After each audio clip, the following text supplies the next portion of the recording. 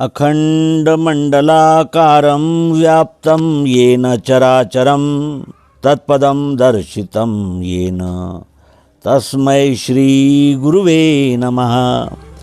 अज्ञानान्धस्य लोकस्य ज्ञानाञ्जनशलाकया चक्षुरुन्मीलितं येन तस्मै श्री गुरुवे नमः।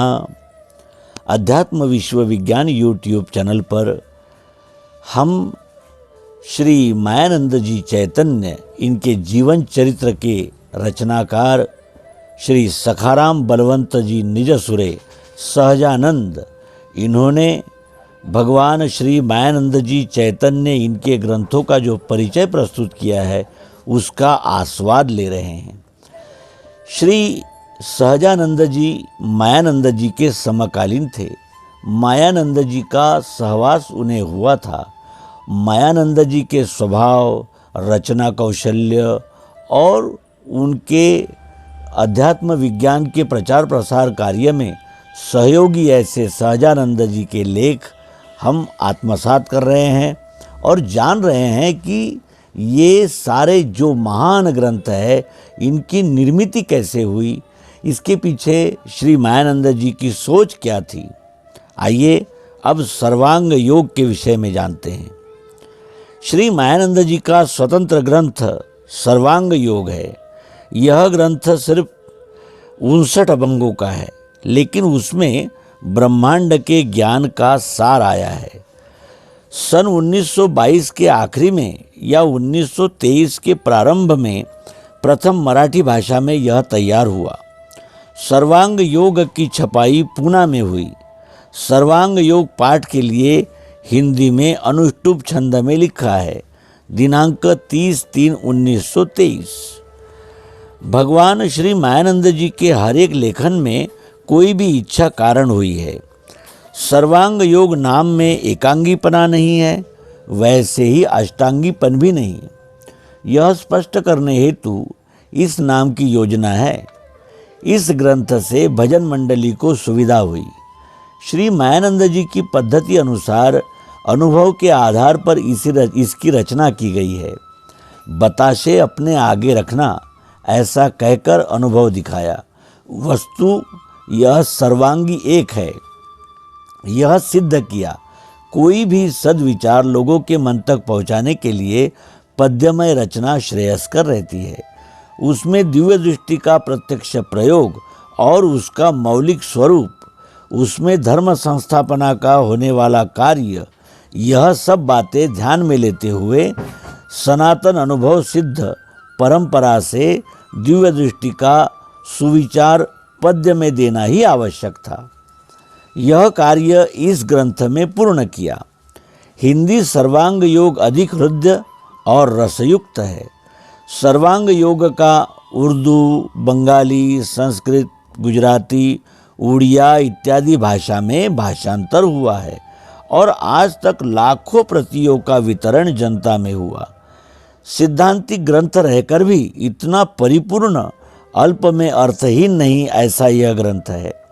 ग्रंथ का विस्तार आलस्य बढ़ाता है। यह श्री मायानंद जी का सुभाषित, उनके अनुभव का रहने से विस्तारेण बलम, ऐसा ही सर्वत्र विचार दिखता है। इससे निरर्थक शक्ति क्षय नहीं होता।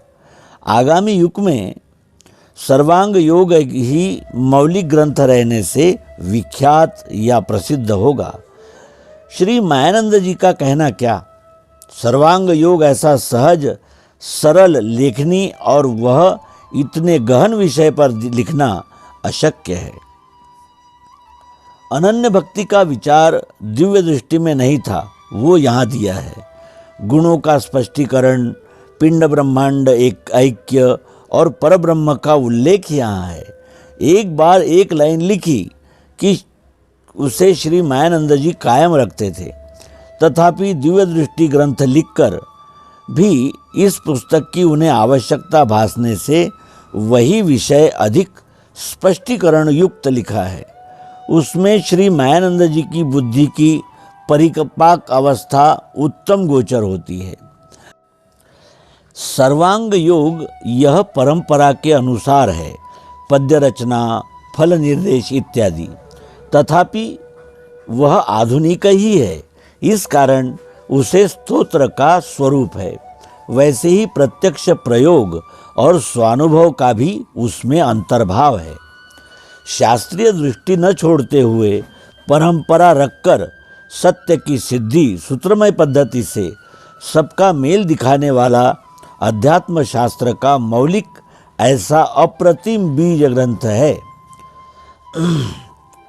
आकार लाघवास्थव, अच्छा अर्थात छोटा आकार, चिकित्सक शास्त्रीय लोगों में अच्छी तरह से छाना नहीं।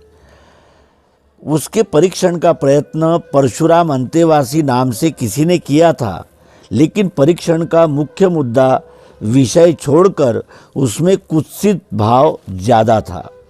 इस संबंध में उत्तर, प्रत्युत्तर, पत्रोत्तर इत्यादि परीक्षण सहित सर्वांग योग परीक्षण विषयक पत्र व्यवहार इस नाम से स्वतंत्र पुस्तक रूप से विज्ञान नौका कार्यालय द्वारा प्रसिद्ध किया गया था। दिव्य दृष्टि के अनुभव के अनंतर यह सर्वांग योग पुस्तक प्रसाद रूप से इच्छुकों को देने के लिए हितकारी और सुविधापूर्ण हुआ है। नर्मदा पंचांग, यह पुस्तक एक पंथ दो काज इस रीति का है। परिक्रमा करते करते बचा हुआ समय सत्कार्य में लगाना, इस हेतु से यह लिखने की योजना थी। इस दृष्टि से प्रत्येक मुक्काम की दैनंदिनी, ठहरने की सुविधा, अंतर अर्थात दूरी, दृश्य का वर्णन आदि बातें संग्रहित की थी। सृष्टि सौंदर्य के फोटो भी लिए। इस तरह पुस्तक की तैयारी हुई। लेकिन परिक्रमा पूर्ण होने के बाद भगवान जी को नए पुराण उपलब्ध हुए। मुझे फिर से नर्मदा परिक्रमा करनी पड़ेगी, क्योंकि स्थानों की खोज नर्मदा महात्मा के अनुसार करना पड़ेगा। दिनांक 1/8/1911। बहुत स्थानों की तपास करना पड़ेगा, बाद में वह जहाँ के तहाँ देते बनेगा। इस कारण और एक बार नर्मदा परिक्रमा करनी होगी। दिनांक 11/8/1911।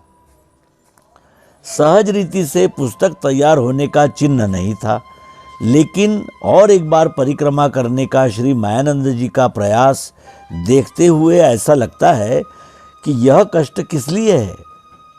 सामान्य वाचकों को ऐसा ही लगता होगा। प्रथम परिक्रमा की कालावधि और कष्ट देखते हुए और प्रयास की जरूरत सकृत दर्शन में नहीं दिखती, लेकिन श्रेष्ठ पुरुषों के जीवन में कभी ऐसे प्रसंग उपस्थित होते हैं। श्रेष्ठ पुरुषों विशिष्ट ध्येय से प्रेरित रहते हैं और उनका कोई भी कार्य उत्तम रीति से और सर्वांग सुंदर करने का निश्चय किया कि उन्हें परिश्रम की फिर परवाह नहीं रहती। यही कारण द्वितीय परिक्रमा करने का था। नर्मदा जी और उसके आसपास का प्रदेश तपानुकूल है। यह पूर्वापार ख्याति है। पुराण अंतर्गत उसके अनेक उल्लेख है। इसके सिवाय श्री मायानंद जी का भी यही अनुभव था। रास्ते में अभ्यास अच्छा होता है, कारण असंग स्थिति का वहाँ विशेष लाभ होता है। दिनांक 2/1/1928। ऐसी पावन नर्मदा जी का महात्म्य वर्णन करना, उसमें पुरातन का मंडन रहने से वह उद्धृत करके काल के विस्मृति रूप आवरण से बचाना और वर्तमान समय में जिन्हें अध्यात्म विद्या स्थिरता से जानने की है, ऐसे पुरुषों को सुविधा होवे, इसलिए यह पुस्तक तैयार करने का उनका प्रयास था। और इस दृष्टि से पहली परिक्रमा उन्हें अधूरी लगी। तब अंगीकृत कार्य पूर्ण करने के लिए कष्ट या समय इसके तरफ न देखते सर्वांग परिपूर्ण पुस्तक तैयार करने के उद्देश्य से श्री मायानंद जी ने दूसरी परिक्रमा की थी। और न निश्चितार्थात वीरमति धीरा, यह सूक्ति ही सार्थकी। अलग अलग पुराणों को पढ़कर श्री मायानंद जी ने नर्मदा जी की जानकारी और स्तोत्रों की खोज की। अलग अलग संस्थानों के रियासत की सरहद, नर्मदा जी के किनारों पर लगने वाले मेले, नर्मदा जी को मिलने वाली नदियाँ और नाले, इनकी जानकारी, वैसा एक चित्र बनाने की सूचना थी। 2 स्थानों में का अंतर पैर से गिनती करके निश्चित किया था। ठहरने की सब सुविधा युक्त जगह, महात्म्य, तपानुकूलता, दृष्टि सौंदर्य, फोटो और चित्रों को देखकर पुस्तक के सजावट की उन्होंने तैयारी की थी। कल से नर्मदा पंचांग लिखने का प्रारंभ कर रहा हूँ। दिनांक 7/6/1913 नर्मदा महात्म्य संपूर्ण हुआ। जिस दिन समाप्ति हुई उसी दिन नर्मदा जी में बाढ़ आई। जिस स्थान में हमारा वास्तव्य था वहाँ तक जलाया। नर्मदा जी ने जगतानंदी नाम सिद्ध किया और सत्य किया। इससे गुरु कृपा पूर्ण है। दिनांक 1/8/1913 बाहर भीतर के 2 भाव त्याग कर नित्य देखने की आदत इस उल्लेख से जैसी दिखती है वैसी कार्यनिष्ठा भी दिखती है। नर्मदा पंचांग की प्रस्तावना में वे लिखते हैं, विक्रम संवत 1940 की बात है। सौभाग्यवश हमें ब्राह्मण घाट में रेवा जी का दर्शन हुआ। 1966 वैशाख शुद्ध 15 को परिक्रमा करने का सौभाग्य हमें प्राप्त हुआ। उसका फल यह ग्रंथ है। नर्मदा जी के बारे में और परिक्रमा के बारे में उनकी भावना स्पष्ट दिखती है। इस ग्रंथ की अर्पण पत्रिका देखना। पराशक्ति नर्मदा जी की लीला जानने की जिन्हें इच्छा है, उन सत्पुरुषों को कलयुग के 5010 वर्ष बीते, नर्मदा मुक्तिदायिनी हुई, यह स्मरण दिलाने के हेतु परिक्रमा सहित नर्मदा पंचांग समर्पण है। संतों का सेवक मायानंद चैतन्य। जानकारी की दृष्टि से यह ग्रंथ उत्कृष्ट है। प्रथम खंड में बहुत से स्तोत्र, आरती, महिमा, लहरी, नियम इत्यादि साहित्य है। दूसरे 2 खंड में परिक्रमा के स्थान और तीर्थ, इनकी जानकारी है। पुस्तक के अंतरंग में जो चित्र दिए हैं उनकी छपाई अच्छी नहीं हुई। फोटो के लिए उनके उठाए कष्ट व्यर्थ हुए। अंतरंग तो सुंदर है, ऐसे उद्गार श्री मायानंद जी ने निकाले थे। श्री मायानंद जी जो कुछ भी कार्य करते उसका कुछ न कुछ फायदा दूसरों को भी होता था। ऐसा उनका स्वभाव ही था। स्वतः परिक्रमा करके कष्ट सह के उन्होंने प्राप्त की हुई जानकारी का इस पुस्तक द्वारा सबको उपलब्ध कर दिया है। इस पुस्तक के लिए उन्होंने जो परिश्रम किए उतने कोई भी पुस्तक के लिए नहीं किए। इस पुस्तक का महत्व परिक्रमावासियों को पूर्ण समझाया है। संशोधकों को वह है ही, लेकिन सामान्य भूवर्णन पढ़ने वालों और भ्रमण करने वालों को भी उपयुक्त है ही।